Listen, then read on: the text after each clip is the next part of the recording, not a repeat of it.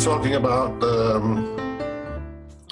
I was talking about day-to-day life, and for me, I was trying to purchase a house to live in a different area. You know, the day-to-day life of living, and then all of a sudden, my husband got up at 10 o'clock at night and said, "I'm not buying that house. We're not going to live there."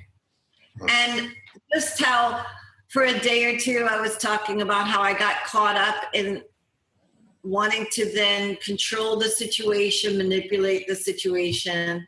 Mm-hmm. How in mind I didn't like my husband because I wasn't getting what I want. You wanted the house. I wanted the house at the time. And I really saw clearly, and I saw myself not liking my husband because I wasn't getting what I want. And I knew that. I still felt the way I felt, but I knew that it was me. I knew 100% it was me. And I just saw it as interesting. And when that settled down,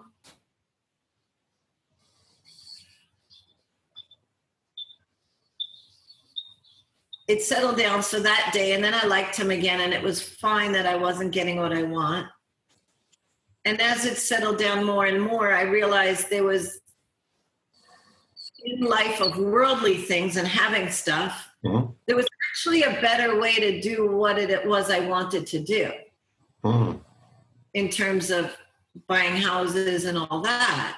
Because at first I thought it was just closed off, this thing that I was trying to do, move school districts for my son. Mm-hmm. Then after everybody settled down and no one was upset with each other, this beautiful way of doing it was even better than the first way. Oh. But it wouldn't have been obvious if we were all in our upset and our thinking.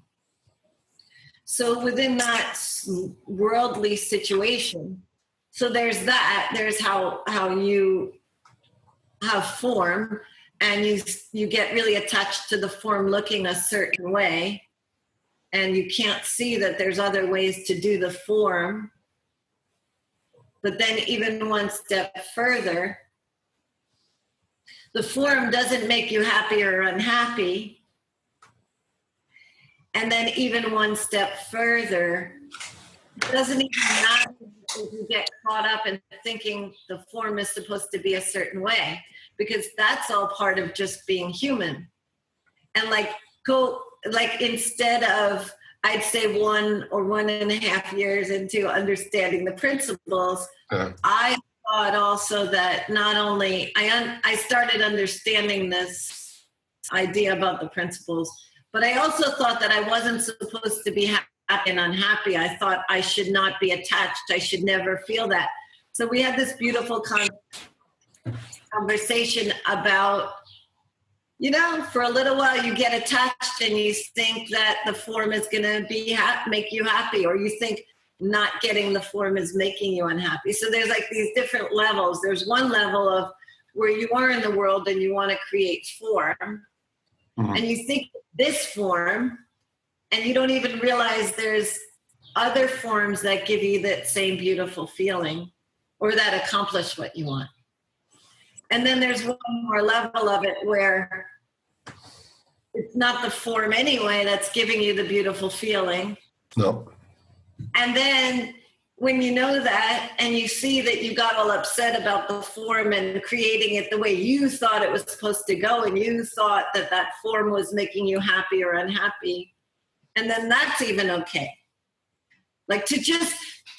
We were talking about just being fully human, just fully in your upset, fully in your happy, fully in your sad, fully in your believing that form is going to do the thing you want it to do. So what? We're just humans, Yeah, of course. And that's so different for me than anything I'd ever done before, Chris, because everything else was, I got the concept you should have equanimity and you should just meditate through life and all that. I always knew that concept. not always, but since I was pretty young, I went to all kinds of meditation and spiritual things, and always thought that the way to be was to be peaceful and like I remember a poem my sister writing. She didn't write it. It was, let us not look back in anger, nor forward in fear, but around in awareness. Well, that makes total sense. Let's do that. But one, how do you even do that? And now with the principles, I know it's just a matter of getting caught in your thinking. Your thinking might be in the future. Your thinking might be in the past. Your thinking might be, if I get this outcome, it's going to make me feel good. Yeah. And it's so simple now, because it's just like, being present is just not being all caught up in your thinking, or being all caught up in your thinking. And guess what else? We don't have to do any of that. It's where you have a beautiful feeling when you're not caught up in the past or the future. You have a beautiful feeling. Mm-hmm. But we're just human beings, so we get caught up in our thinking. Of course we are. I was just thinking when you said that, popped up in my was I think it's Robert Frost. There's a poem. We dance around in a circle and suppose, but the secret sits in the middle and knows. And I love this poem because it's pointing to that all of what we're doing, our thinking is doing, is supposing.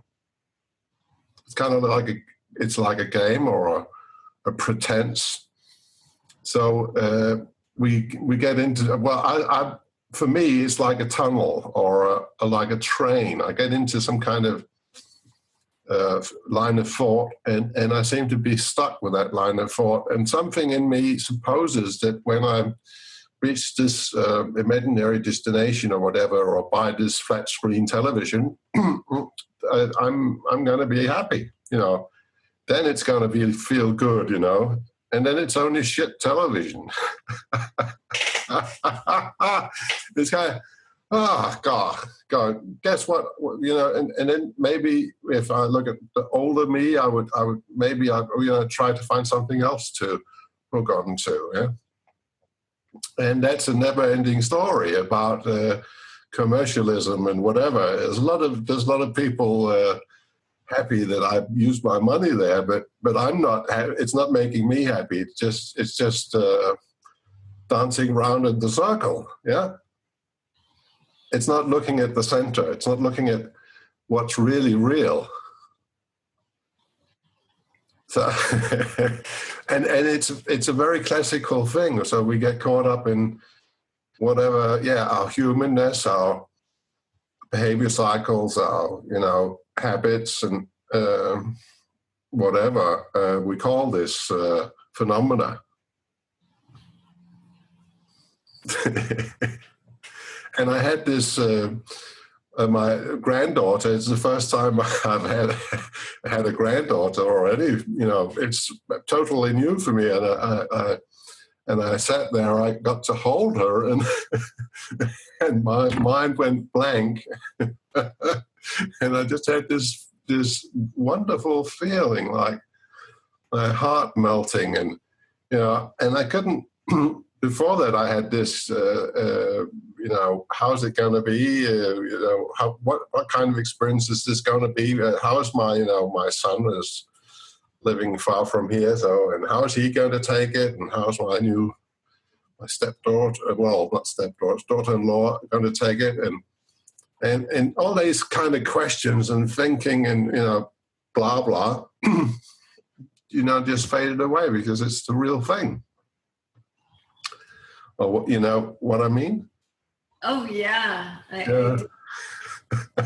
That when I first start to explain it to any new clients that are moms about what the principles are, actually, I use that. I use that example of, like, when you first held your baby, did you have to figure out how to love it?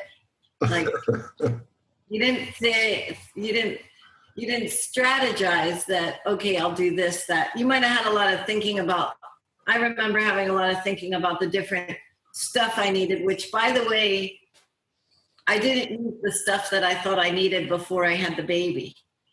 I don't, like I bought this thing called a co-sleeper that the baby could sleep not quite in the bed with you, but the baby could sleep right next to it, and it straps to the bed, so the baby's right there. Okay. And I was sure, like I was fixated that I had to have that before I had the baby. Yeah. The baby didn't sleep in that thing once, not even once. The baby was just in the bed with us, you know? Yeah. So it's interesting because I could really see it in that situation, because I know who you are, and I know a little bit, you know, and I know you are love, and so I know that was just the natural way that human beings are in being able to love your child. But in practical life, like buying a house or not buying a house, or moving or doing stuff, like within this idea of buying this house, and there's these different components. When you're really, really attached to the outcome and trying to make it happen, I could just see how if I'm so attached to making that happen, that idea is the thing that made me not like my husband for a day, because I thought that had to happen. And then I thought he was not giving me what I wanted, because what I wanted had to happen. Yeah. And so I'm just trying to see in my life how, like, in the practical aspect of life where you're buying and selling and doing business, like house, you know, I put an offer in one house and then it fell through, and the competitiveness and all this stuff that happens when you're doing business on a day-to-day basis. Mm-hmm. When you step back and you realize that the outcome, you have no idea if that's the right outcome, if there's another way to do that. There's all these paths that lead to that, or if that even should happen to begin with, if that's even the best, you know. So I guess what I'm seeing is just how being really attached to an outcome could create a divorce right there too. Because I'm so sure that I think I know the way this is supposed to go. So then when my husband doesn't give it to me, then I have these feelings towards him. Yeah. And then being on the other side of that, being really fine with all of it and saying, oh, well, Wendi knows these ideas about the world, and so it's just human, and she just got caught up here, caught up there. But in the past, my husband not giving me what I want would have made me have a lot of thoughts about I need a divorce. Yeah. And none of that is true. None of that, none of it, none of it. And it's not even true that I have to be not attached to things. That's what's so cool that we came to, Stephanie and I, like how, because I've never had the freedom that I intellectually got this concept of, you know, just loving everything and not judging, but I didn't never know that I could just love myself and all my crappy frailties and attachments and stupid thinking. I could just be 100% human. Yeah, and love that too, of course. Huh? I was just thinking, there's a Danish folk singer. He made a kind of satirical folk song years back. It was about couples having rows and, almost breaking up, and then every second verse then they got a new extension to the house, or maybe a bigger car, or something to make things good again. And it's the humanness, this idea that this form can save the marriage, or a new bed or whatever, and it's really what I like is sometimes having some self-humor. God, if you realize that you're getting caught in that way of seeing the world. And another thought that came before you when you were talking was, it's as if we have this sheet of paper with a lot of text on, our life, whatever's going on in our life. And what we need to do is fill in the blanks. We need to let God fill in the blanks. We think we have to do it all, we think that we have to do it all. That this wonderful piece of music that our life is, we have to know it before we hear it, or it's as if we forget that we're just part of something bigger. I forget very often that I'm part of something bigger, and then if I panic, I try to manage that situation somehow, and it usually makes it worse. You just remind, I love that you called it this wonderful piece of music, I used to dance, so it reminds me of, you couldn't, if you're just dancing freestyle without choreography, you couldn't strategize the movements. You hear the music and then you move with the music. Yeah.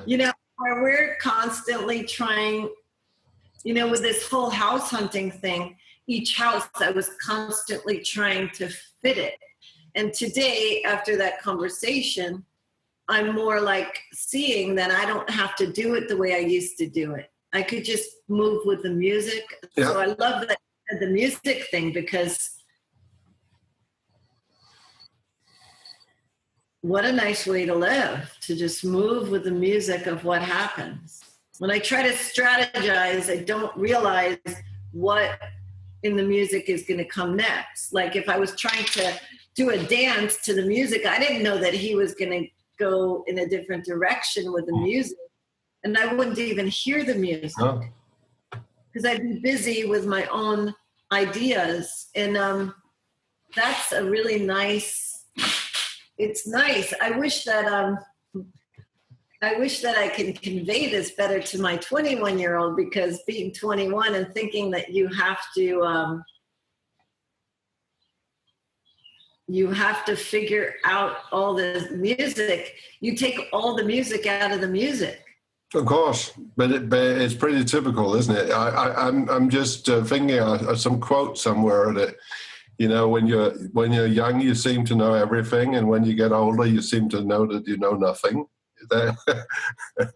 So there is this period of your life where you seem to, and I think it can very much also have something to do with some kind of anxiety, whatever, it can also be kind of a nice feeling to feel that you know everything, that you're sure about stuff, even if you really aren't. This feeling of being at your peak, whatever. Of course, it's an illusion, but it's maybe one of the feel-good illusions at times, yeah? And maybe it's also just a way of getting out of your, growing up, whatever. But, for example, I said about my granddaughter, I was very sure that I sat with my granddaughter and I saw my son who was there, and this speechless moment. And even though he can be quite biased and, full of himself, and, like I was at his age, we were just together on a different level, where you don't have there's not that, it's just, there's no agenda or no hierarchy, or no nothing, it's just, yeah. And so that's just the way it is, and maybe that can be a little bit vulnerable, if you. Well, it could for me at the time. I didn't know that kind of feeling. I didn't want it. And recently, I've been writing something about my father, who was in the military all his life, and And he did had a terrible stepfather and ran away from home as, a young kid into World War One, and survived the trenches and all that kind of stuff.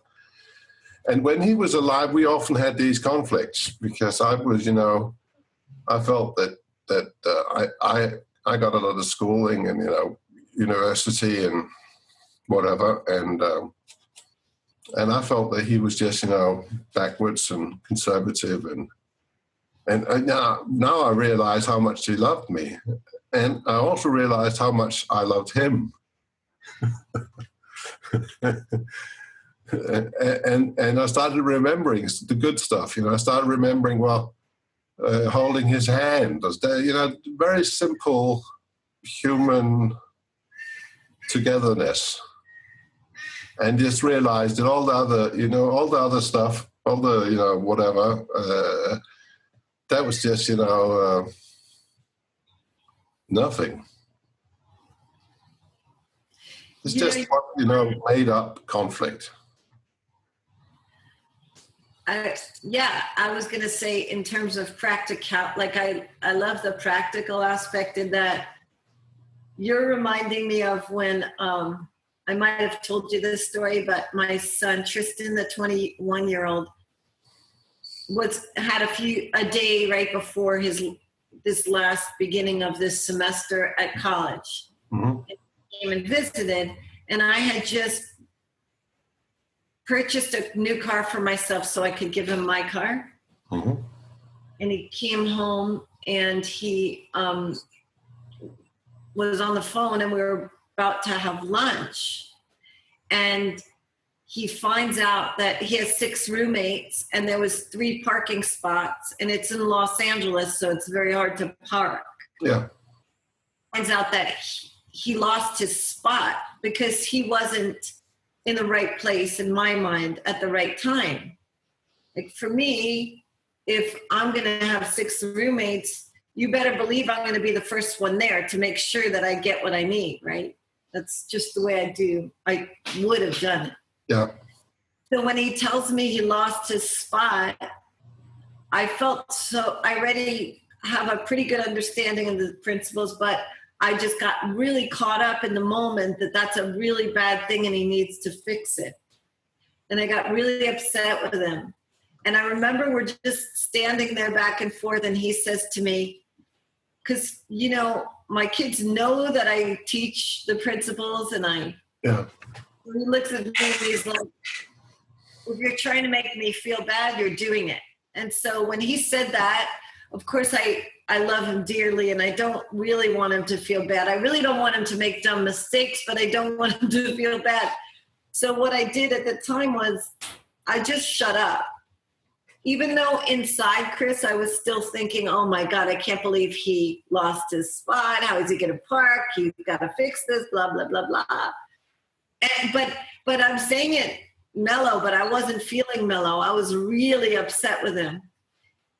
And I just wanted to shake him into understanding that you've got to be responsible and all this. So inside my mind, I shut up because I don't want my kid to feel bad. But inside, I'm like, oh my God, I can't believe these blah, blah, blah, blah, blah. You should have done this. Why did you do? And once I zipped it and shut up,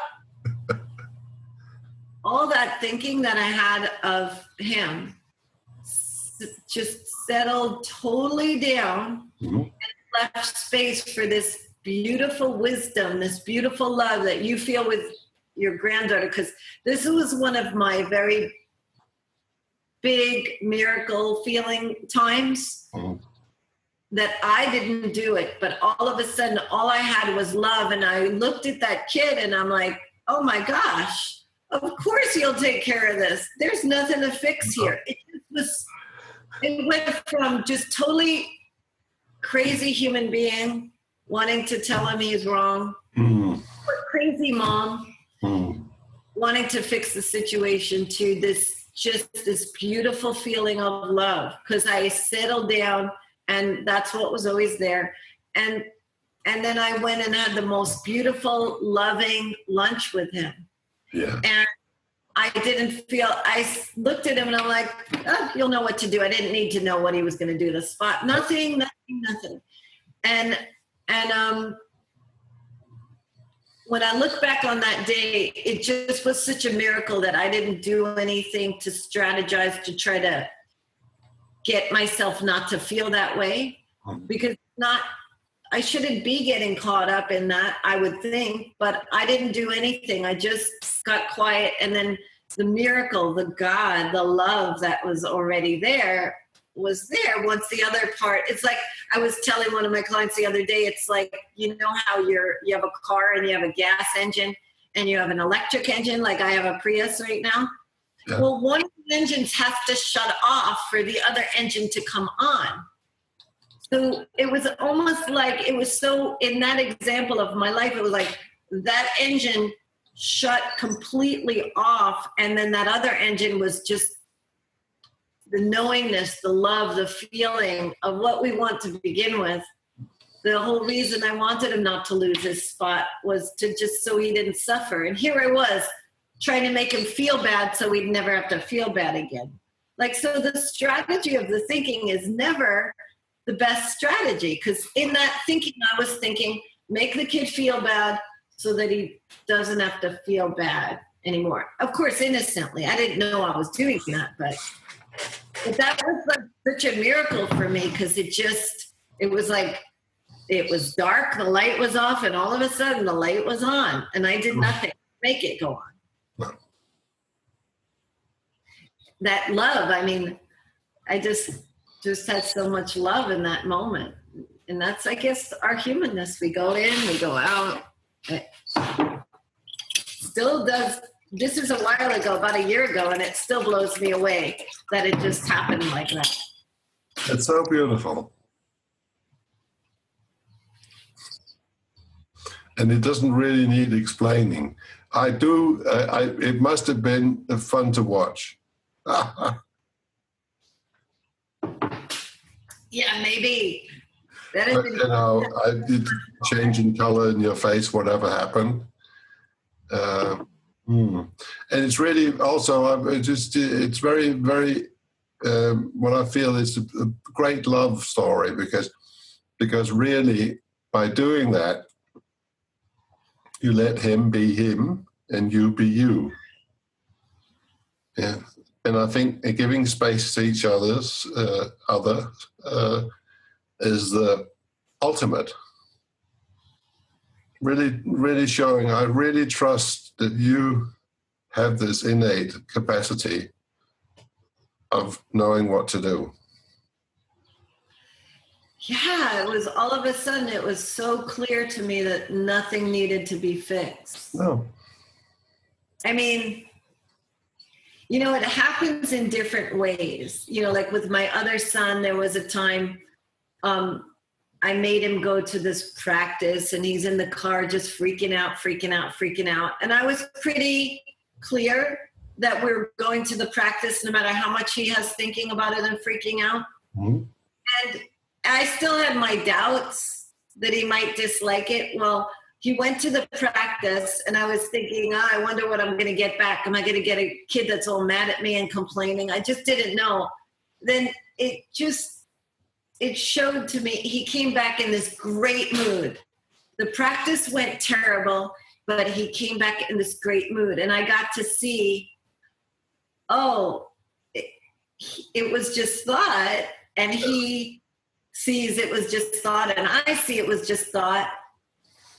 So it didn't feel like this huge miracle, like when you start understanding the principles in your everyday day-to-day life, that was a huge moment for us, but it didn't feel like the miracle that the other one felt like. It just was like, wow, here that kid is thinking, complaining, I hate you, mom, blah, blah, blah. And I didn't try to fix it. Just that little thing. In my mind, I had a few doubts that I was maybe not doing the right thing, and maybe he'd come off the field complaining at me. So I had my doubts, but I didn't do anything to fix it. I just kept doing what we were doing. Now, another time in my life, I might have turned the car around and said, okay, you don't have to go. But I didn't do anything. And he came off and his whole mood just shifted. So it had nothing to do with the practice, not practice. So you just have these little times in your practical day-to-day life where you see stuff. Now, not every second am I going to be just filled with this glowing love, but that was a really important moment too. And just these moments like this last week of buying and selling houses and all that, and now coming to a place of even more calm, like I don't have to figure it out. Like I don't have to try to manipulate my husband to do it my way. I don't have to just leave it to mind. Yeah. And even if you can't all the time leave it to mind, if you want to try to figure it out, I'm like talking to myself here. Even if I do want to try to figure out which house, when, how, I don't want to do it the way I did it last time, because last time it was always with a lot of stress, you know? It was like, it has to. Yeah. And now, like, I'm letting go of the reins and letting the music happen a little bit, you know? That's it. Yeah. It's nicer. If you make too much noise yourself, you can't hear the music. Right. That's it. Yeah. I remember years back, I worked as a teacher, psychology and management, that kind of stuff. And I had a participant on a long-term course, and she was very, very upset with a man from her work. And every time we met, you know, with 2 months interval, she told all the terrible things she experienced with this man who was a boss of hers. And then after, you know, about a year, she came and she couldn't, you know, really, I could see she was smiling. She said, "He's dead." And I said, "Well, okay, yeah." But then 2 months went by, and she came back, and new problems arose. And it was really interesting because, as I see it now, that what she was, you know, in a way, I remember saying to her, and I thought that was spot on. Are you sure that you're not creating this yourself? because so that maybe what we call the problem, whatever issue it is, house buying, is kind of a thought pattern. Very often, I think it is, and we get locked into it, and the kind of vicious cycle, and because we don't give it a break. Well, that's what holidays do sometimes. You know, the feeling you go on a holiday, you don't have to think of work or whatever, and you feel refreshed, but because you've let it go, you know, you're not using you're not getting into that trap, maybe, and So I just think what you're describing is it's just how, you know, this with the principles, we know that we don't have to in the everyday, we don't have to hold on to stuff like I used to do. I used to, you know, have grudges and that kind of thing, and now yeah, it's waste of time. I feel it's a waste of time. It can relax more. Well, there comes these points where you think you're doing it. Yeah. You know, I think I have to manipulate this whole situation to make it right. It's this. I have another client that is just recently divorced after a 30-year marriage. Mm-hmm. What she found over this last year of going through the divorce and learning about the principles was, before, she thought it was all her. She was a total control freak. And what the divorce did for her was, like, it put her in a spot where she really couldn't control things. Mm-hmm. Where she had to face that whole control idea of controlling things is false. So it's like you're holding on to a foundation that's broken. Yeah. Like you're holding on for dear life. Your boat capsizes and you're holding on for dear life to the boat, but the boat has a big crack in it. Mm. So all these years, the way that she was living in her marriage anyway was holding on to controlling and making everything work. And it didn't feel good to her. Mm. And it's like me, I will say one of the things I used to hold on to a lot, even with the principles, was that I shouldn't or couldn't get upset. Like people that do a lot of new age stuff, including myself, it's like you hold on to these concepts, like you hold them so very tight because you don't want to feel, you think if you let go, you're going to feel bad. But those concepts are broken. They're not true. Like the concept that you have to meditate. Not that meditation isn't beautiful, but the concept that in order to have that beautiful feeling, you have to meditate or you have to do a technique. Mm-hmm. So what happened is first, it's like you're holding on to this life vest. And when you learn the principles at first, you're like, somebody might tell you that life vest isn't really working, but you're like pulling, please, I need my life vest because it's work. What I noticed with the principles is all the years of having to think that I needed to be confident. Remember you and I talked about having this concept that I have to be confident. Like I have to somehow go out there and get confidence or self-esteem. You have to have self-esteem, or you have to have equanimity, or you have to have anything. And it's a little bit of a scary thing to let go of that. But then when you get to let go of that and see the real truth that that it's all just concepts. Like, I know. Remember I said to you that time, I said, I realized confidence is just a concept, and then you got, and then you said to me, wait a minute, I just got an insight. Death is just a concept. Exactly. Like, forget that moment. Yeah. Because how do we know? No, we don't. Oh yeah, it feels so. My shoulders go down, and I feel, how nice. Don't have to worry about it. Yeah, it's not in your hands. It's nothing to fix. It's totally normal. When you say that, it makes me think, okay, I don't have to worry about what clients come to me. Not really, no. I don't have to worry about which house or what school or where I'm going to go. It's not in my... You can if you want to. Well, what's important to also look at, that doesn't mean I'm not going to go out and try to, get a client or go get the house. No. But I don't have to worry about it. Exactly. I think the thing is, there was a guy who wrote me an email the other day, because I've been doing a lot of techniques previously, tapping, EFT, TAT, I'm a focusing instructor, all kinds of stuff. And so I've also had this period with the principles where I've been thinking, well, am I not supposed to use any methods or techniques anymore? But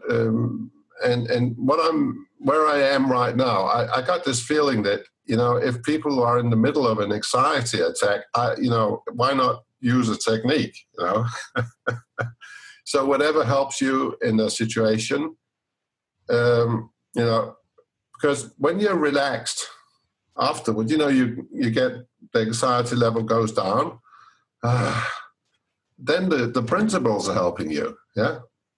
So it's not like, and I use Dr. Bill Pettit, who's a psychiatrist, principles.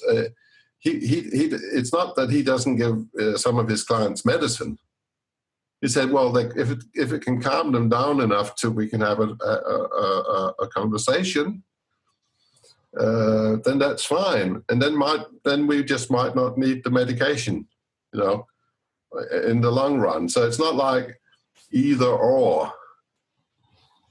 as I see it. I just thought, yeah. And I just realized, well, I'm not going to bug my mind or my thinking of, is it right or is it wrong? It has to be what feels right to do. And right now I've got, a whole library full of mindfulness books because I'm also a mindfulness instructor. And I consider selling them because it's absolutely not interesting anymore. But I'm not saying anything negative about mindfulness. It's a beautiful thing. But it's just not, I just said, what was, I've got difficulty finding the interest because this is better. This feels better. Not having to perform a daily routine of sitting down and whatever. It feels much better to just be in life. And it's so simple, the principles, with this principles understanding, it's so simple that it's like, why use something that isn't simple? Most likely you won't get it done, or most likely you'll feel bad if you haven't done it, or so just relax with it. And but of course, if you want to buy a new house, maybe it's a good idea to know something about houses, or get some kind of be fast, have some good and fast ways to get your information, whatever. So not just waiting for God is going to come with a new house. That's not, I think that's not the principles. That's more like New Age. You didn't read that. Yeah. New Age thing. I can't remember if I heard him on a radio show, Michael Neal. Yeah. And he said something about the New Age stuff, and he said, well, if you could just create whatever you want, why don't you create a pizza right now? Just eat it. Very good. I thought that was really fun because,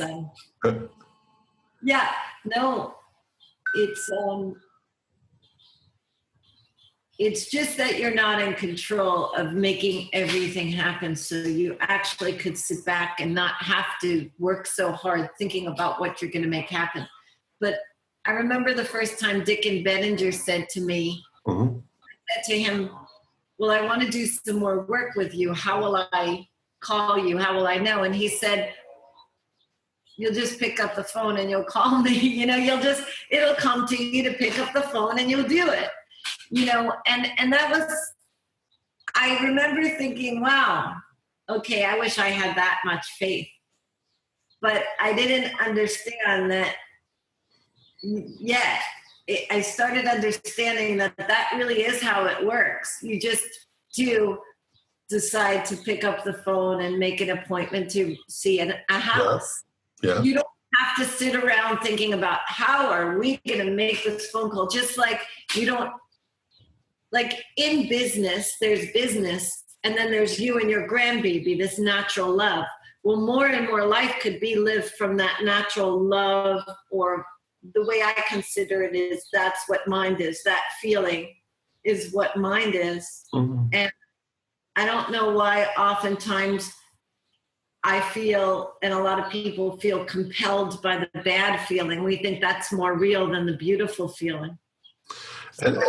Yeah. Feeling in life. We're always trying to fix the bad feeling. When the other day, my son Thomas, who you met, was at a baseball game, and after the baseball game, he performed really well. Mm-hmm. It was on a new team, but he made 2 errors. Just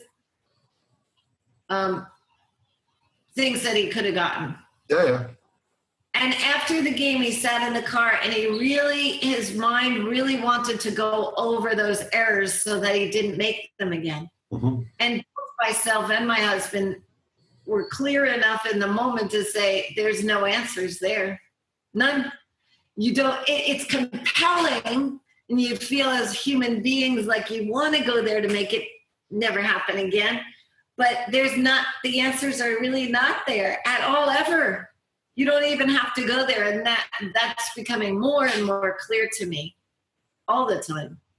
I think it's Gareth Kramer. He has done a lot of, the principles-based psychology on sports, and he's really good. He's very clear about this, that all the myths there are in sports, that you can only perform well on a good, on a good day, or and it's just not true.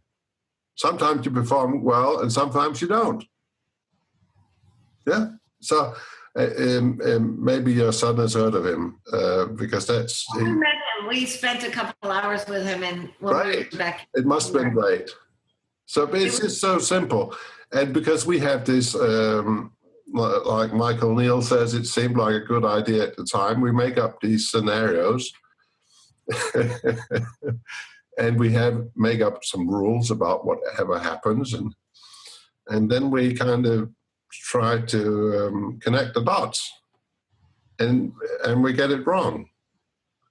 And I think one place that for me is very, I work with photography, and I also doodle and do a little bit of artwork, and the best way for me to do both is not knowing what I'm going to do, not having an idea that now I'm going to draw a flower, or sometimes it becomes a face, sometimes it's a flower, sometimes it's something else. I don't really know what's I'm just playing around with some possibilities, and something pops up, and and I'm just as surprised as anyone.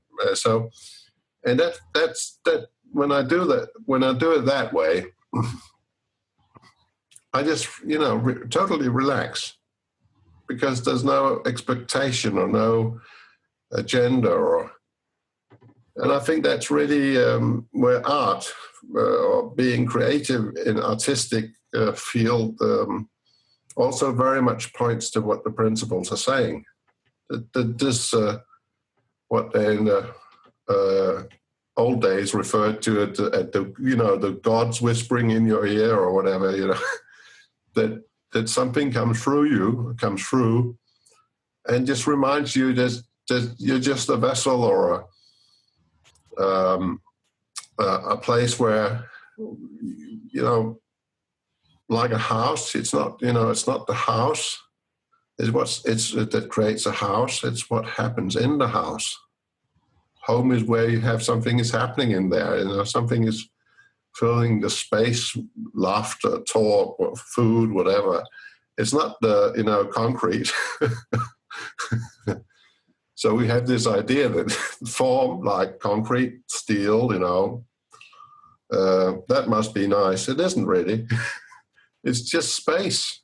The emptiness. Emptiness is what creates everything. Empty space of the house.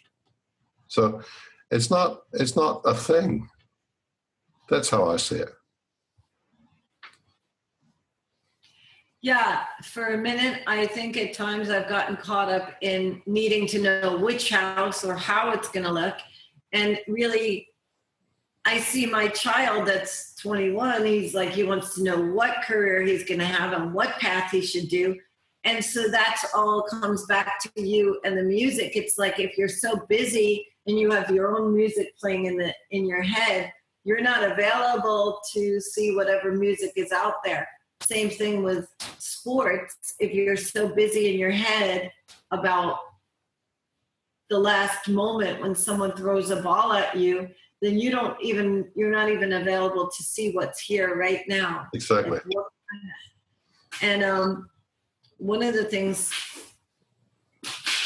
one time my son got from reading Garrett Kramer's book, Still Power, because he read it.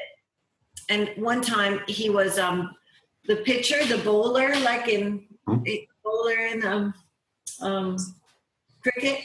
Mm-hmm.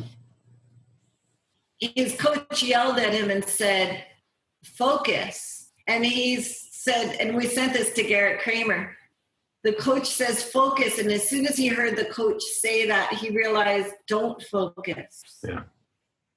And as soon as he stopped focusing, he got himself out of the situation because he wasn't trying. Like I could see every time I go see a house, I'm trying to fit it in with money and how we're going to do it. Every time my son has to pick a new major or figure out a class, he's trying to figure out what he's going to do in his future. And there's no music there. The music is just being here and, making the phone call for the house or for the future, but just allowing this to come through you. I'll tell you what, the last thing I'll probably end with is that when I had to speak in front of 750 people when I was over near you on your side of the pond. Yeah. Somebody said to me, just think about your defining moment. And for a minute, I started thinking, okay, which defining moment? How am I going to do this? And then I finally remembered, none of this is up to me. Whatever comes through me is going to come through me. But I would have been terrible if I strategized it. It would have been horrible. I'm not a public speaker, I'm not so it was interesting how as soon as that settled down, every time, something comes through me. Exactly. So. And it was beautiful hearing your talk. So I think we'll end the conversation now. Okay. It was so beautiful, and thank you. And it's been a pleasure. So take care. I'll stop the recording.